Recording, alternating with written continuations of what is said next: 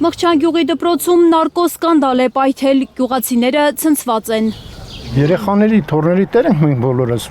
շատ վատ երևույթ է։ Ահա որ վատ լուրեր են գալիս Մղջանից, բարձր դասարանցի մի քանի տղաներ դպրոցի զուգարանում կապկպել են 4-րդ դասարանի 2 աշակերտի եւ ստիպողաբար թմրանյութ տվել։ Դրանից հետո թմրանյութից կախվածություն ձեռք բերած 9-10 տարեկան երեխաները սկսել են տնից փող գողանալ, որպեսզի նույն աշակերտներից կրկին թմրանյութ գնեն։ Մենք նոր YouTube-ով հենց այնքան որ կարդացել ենք։ Մենք տնից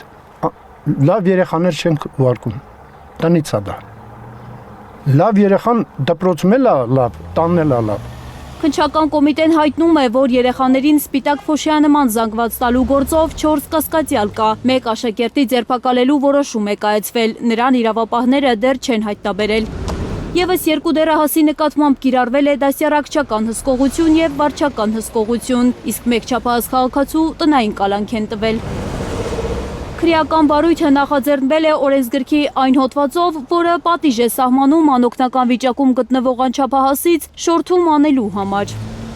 Դպրոցի տնօրեն Քաղցրիկ Մաթևոսյանը հրաժարվում է որևէ կերպ մեկնաբանել աղմկոտ պատմությունը, խոստանում է խոսել գործի քննության ավարտին։ Իսկ աշակերտները խոսքաշատ են, շատ հաճելի դպրոց է իրենց դպրոցը, ուրախ է անցնում։ Շատ լավ, շատ հաճելի դպրոց է։ Մենք մեզ դասանք հասկանում ենք արդեն։ Շատ ուրախ անցնում դպրոցում։ Ուրախ չեն, ավելին տագնապած են երեխաների ծնողները։ Դպրոցներում վերահսկողությունը թույլ է, ինչ ասես կարող է պատահել։ Ընդհանրապես բոլոր դպրոցների մասին է խոսքը, ես կուզենայի, որ վերահսկողությունը շատ լիներ։ Դա գալիս է նախ ընտանիքից, երկրորդն էլ մեր ղեկավարներից, որ ուսուցիչը բոլորովին արժեզրկված է, ուսուցիչը իրավունք չունի հանկարծ մի հատ բարձր տոնով երեխային սասնի, բայց ծնողը ինքը կարող է վերջի բառերով երեխային վիրավորի, ուրիշ բառեր ասի, եթե իմ երեխան է, ուրեմն ամեն ինչ է վերջ։